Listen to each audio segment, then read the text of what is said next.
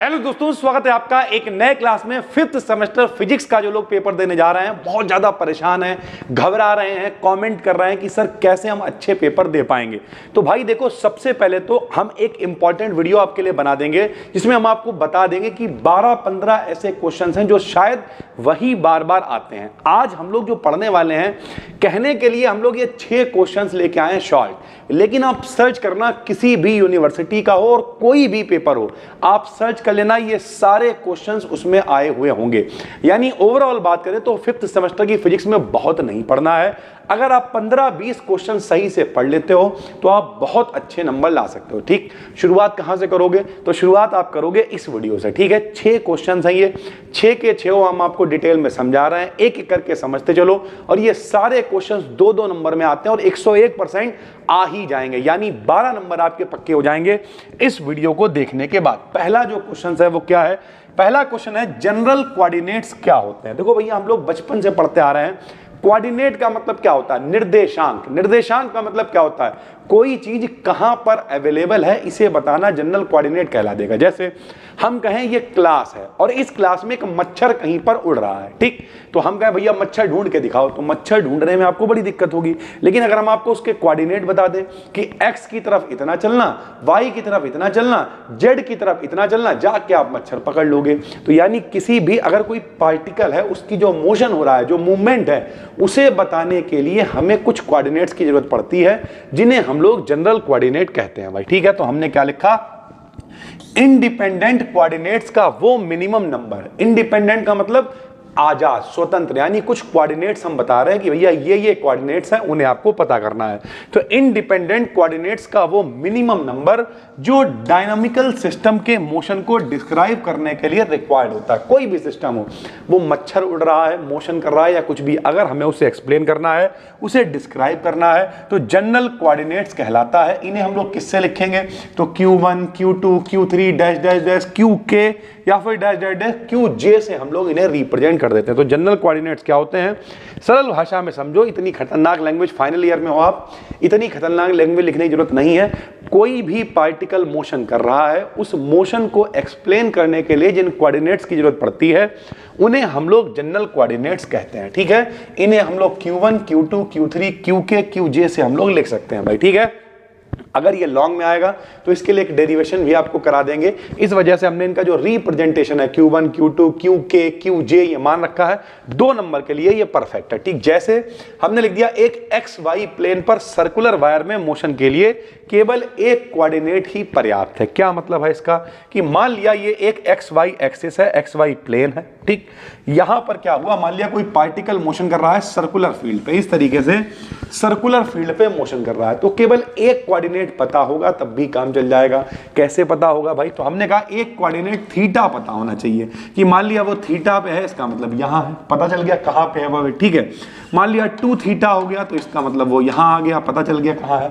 यानी अगर वो सर्कुलर पाथ पर ही मोशन कर रहा है तो सिर्फ एंगल पता कर लो। मान लिया यहां है 0 है, यहां आ गया 90 हो गया, यहां आ गया कितना हो गया 180 हो गया, तो सिर्फ थीटा को पता करके आप इसकी पोजीशन पता कर सकते हो। यानी अगर कोई सर्कुलर वायर में मोशन हो रहा है तो एक कोऑर्डिनेट थीटा ही पर्याप्त है, अतः यहां जो जनरल कोऑर्डिनेट होगा वो क्या होगा? थीटा होगा। ऊपर डेफिनेशन में हमने क्या लिखवाया? डेफिनेशन में लिखा है वो मिनिमम नंबर जो डायनामिक पार्टिकल की पोजीशन को बता दे। तो मिनिमम का मतलब कम से कम, यानी सिर्फ थीटा से पता चल पा रहा है कि पार्टिकल कहां पे मूव कर रहा है, इसका मतलब जनरल कोऑर्डिनेट कितना हो जाएगा? 1 हो जाएगा। तो अगर हम आपको सरल भाषा में बताएं तो भैया 2 नंबर में जनरल कोऑर्डिनेट पेपर में अक्सर आ जाते हैं। ठीक है, उसके बाद अगला टॉपिक क्या है? Law of equipartition of energy. नाम से ही पता चल रहा है, इक्विपार्टीशन यानी ऊर्जा सम विभाजन का नियम, यानी जितनी डिग्री ऑफ फ्रीडम होंगी उनमें ऊर्जा समान रूप से विभाजित होगी। डिग्री ऑफ फ्रीडम क्या होती है? तो भैया आपने फिजिक्स में पढ़ा होगा कि कोई भी पार्टिकल जितनी तरीके से मोशन कर सकता है, जैसे मान लिया एक चींटा है, ठीक, और वो चींटा सिर्फ तार के ऊपर चल सकता है, आगे पीछे सिर्फ लंबाई में चल सकता है, तो उसकी डिग्री ऑफ फ्रीडम 1 होगी। ठीक, अब वही चींटा उठा के आप मेज पे रख दो तो वो लंबाई और चौड़ाई दोनों में चल सकता है, तो उसकी डिग्री ऑफ फ्रीडम 2 होगी। उसे ही भैया पर दे दो और वो उड़ने लगे तो डिग्री ऑफ फ्रीडम 3 हो जाएगी, क्योंकि वो लंबाई, चौड़ाई और ऊंचाई तीनों में चल सकता है भाई। तो डिग्री ऑफ फ्रीडम पे अगर 2 डिग्री ऑफ फ्रीडम है तो जो एनर्जी होगी दोनों में समान रूप से बटेगी, 3 होंगी डिग्री ऑफ फ्रीडम तो तीनों में समान रूप से बटेगी। यही ऊर्जा समविभाजन का नियम है, इक्विपार्टीशन ऑफ एनर्जी है। तो इस लॉ के अकॉर्डिंग थर्मल इक्विलिब्रियम में, थर्मल का मतलब समझते हो ऊष्मा, ठीक, इक्विलिब्रियम मतलब समान रूप से बटेगी। इक्विलिब्रियम में हर इंडिपेंडेंट डिग्री ऑफ फ्रीडम के पास कितनी ऊर्जा होगी? 1/2 kT एवरेज एनर्जी होती है, अर्थात एक मॉलिक्यूल के पास अगर n डिग्री ऑफ फ्रीडम है तो उसकी टोटल एनर्जी कितनी होगी? n/2 kT। भैया 1/2 kT her degree of freedom के लिए है, 2 डिग्री ऑफ फ्रीडम है तो 2 से गुणा, 3 डिग्री ऑफ फ्रीडम तो 3 से, और n डिग्री ऑफ फ्रीडम है तो n से गुणा, यानी इतनी टोटल एवरेज एनर्जी होगी। यहां पर k क्या है? तो k बोल्ट्जमैन कांस्टेंट है, और t क्या है भाई?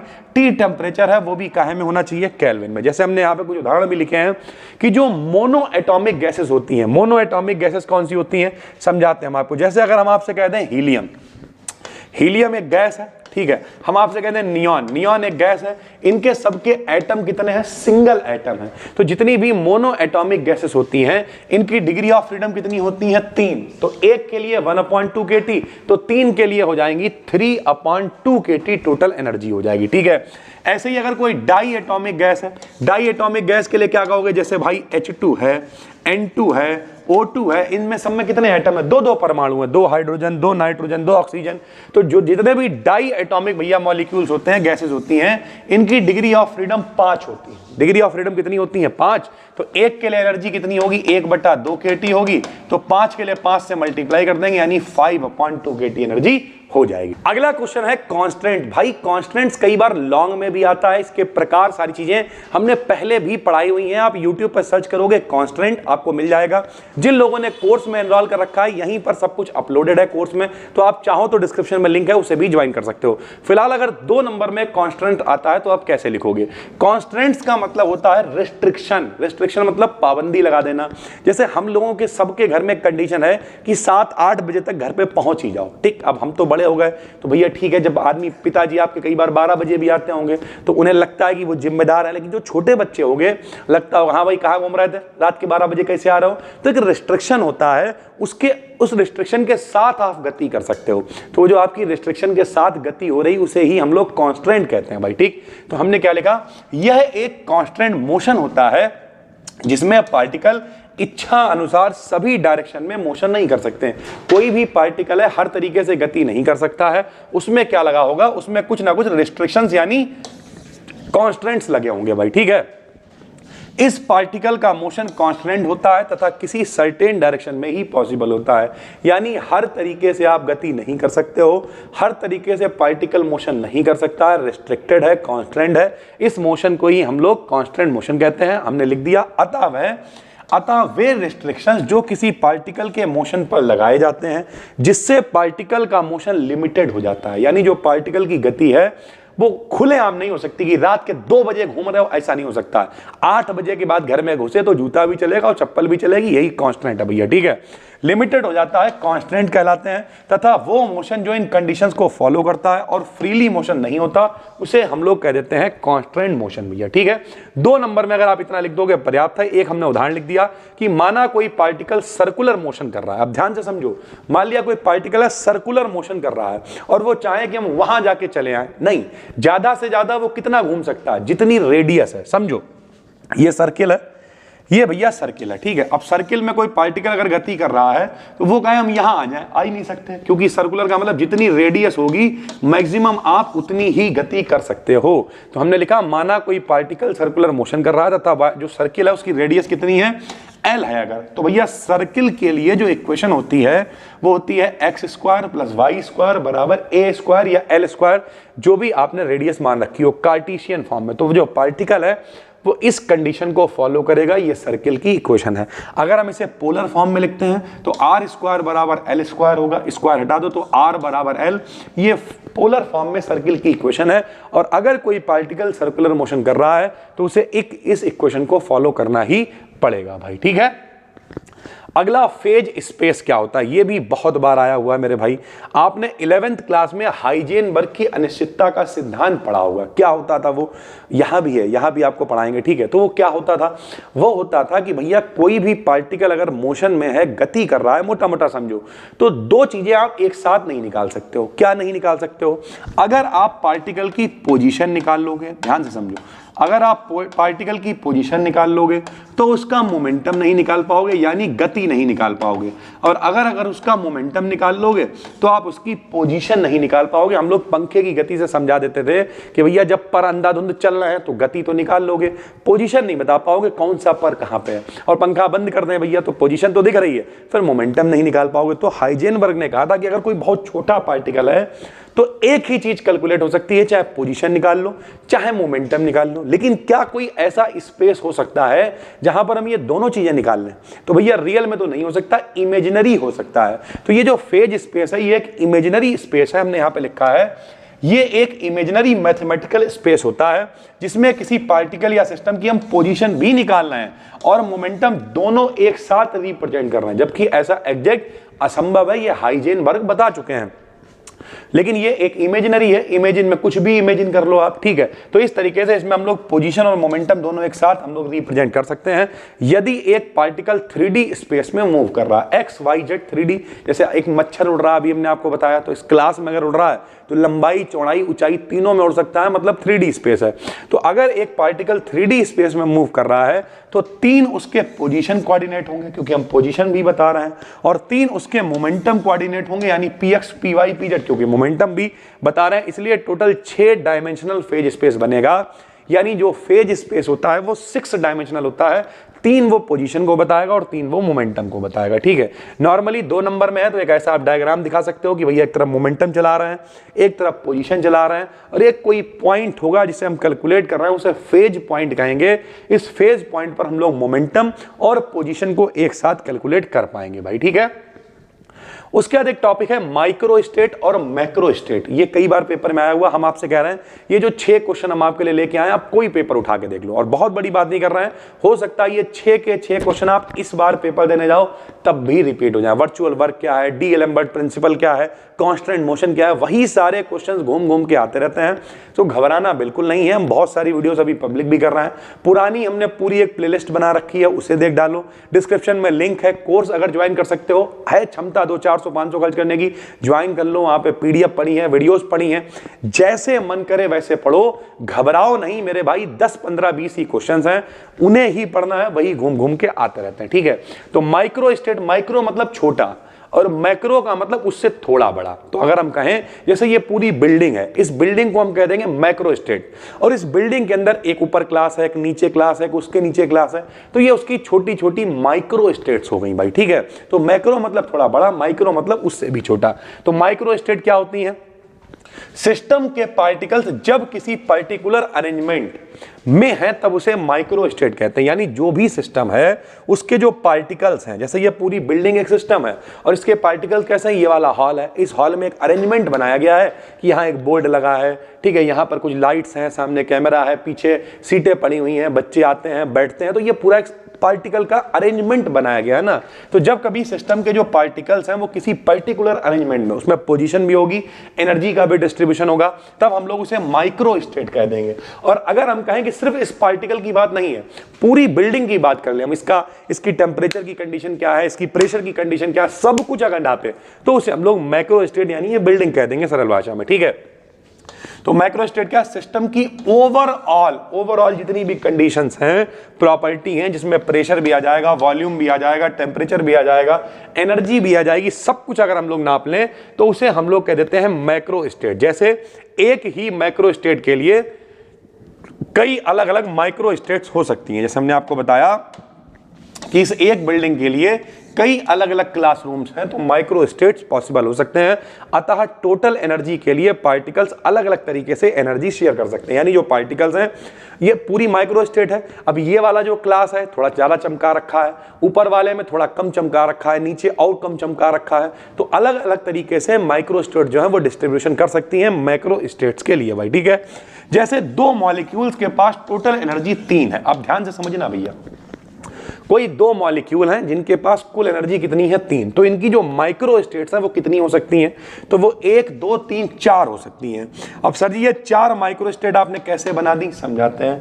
मान लिया दो पार्टिकल है A और एक पार्टिकल है B और टोटल एनर्जी कितनी है 3 है।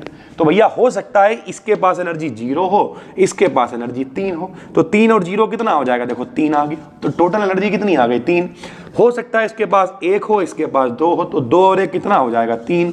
हो सकता है इसके पास 2 हो, इसके पास 1 हो, तो 3। हो सकता है इसके पास 3 हो, इसके पास 0 हो, तब भी 3। तो इस तरीके से टोटल 4 माइक्रो स्टेट्स बना सकते हैं पार्टिकल्स अगर उनकी टोटल एनर्जी यूनिट कितनी है 3 है। तो इस तरीके से माइक्रो स्टेट सेम है, टोटल एनर्जी कितनी होगी 3 होगी भाई, ठीक है। उसके बाद फर्मियंस क्या होते हैं और बोसॉन्स क्या होते हैं, ये पार्टिकल्स हैं सरल भाषा में। तो फर्मियंस क्या होते हैं, देखो पार्टिकल्स को उनके स्पिन के आधार पर, स्पिन क्या होता है सभी को पता है 11th क्लास से कि भैया जितने जो भी जैसे इलेक्ट्रॉन है वो घूमता है, क्लॉकवाइज भी घूमता है, एंटी क्लॉकवाइज भी घूमता है, यानी सीधा भी घूमता है, उल्टा भी घूमता है। तो स्पिन के आधार पर 2 तरीके से इन्हें बांटा गया है। पहला क्या होता है फर्मियंस होते हैं, दूसरे क्या होते हैं बोसॉन्स होते हैं। 2 नंबर 3 नंबर में आता है तो बहुत नहीं लिखना है। फर्मियंस क्या होते हैं, तो इन पार्टिकल्स का हाफ इंटीजर स्पिन होता है, यानी अगर आप इनकी स्पिन निकालोगे तो हमेशा आधे के गुणनफल में आएगी, ठीक है। जैसे 1/2, 3/2, 5/2, तो हाफ इंटीजर में इनकी स्पिन आएगी। ये पाउली के नियम को फॉलो करते हैं। जैसे कौन होते हैं, इलेक्ट्रॉन है, प्रोटॉन है, न्यूट्रॉन है, क्वार्क है, ये सारे के सारे फर्मियंस कहलाते हैं। बोसॉन्स में क्या होगा, इनका इंटीजर स्पिन होगा। इंटीजर का मतलब पूर्ण गुणक होगा, जैसे 0 है, 1 है, 2 है, इस तरीके से पूर्ण गुणा जाएगा, इंटीजर स्पिन आएगा।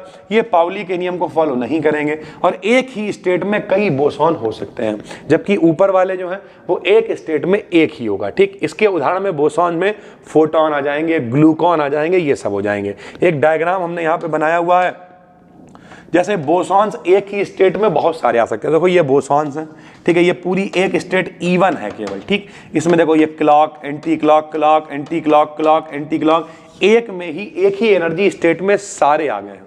लेकिन जो फर्मियंस है वो एक में सारे नहीं आते हैं। तो E1 स्टेट ये है, इसमें देखो एक स्टेट में क्लॉक दिख रहा है, एक एंटी क्लॉक दिख रहा है, E2 का क्लॉक, E2 का एंटी क्लॉक, E2 का क्लॉक, E2 का एंटी क्लॉक। तो इस तरीके से चीजें चलती हैं। उम्मीद करते हैं आप समझ गए होंगे कि फर्मियंस क्या होते हैं और बोसॉन्स क्या होते हैं। ओवरऑल 6 क्वेश्चन इस वीडियो में हमने कवर किए हैं, बहुत ही इंपॉर्टेंट है। अगर आप मन लगा के पढ़ते हो तो हमें ऐसा लगता है ये 6 के 6 क्वेश्चंस पेपर में आ सकते हैं। कमेंट करके बताओ आपकी तैयारी कैसी चल रही है, थोड़ा सा डर अगर लग रहा है तो वो भी कमेंट करके बताओ।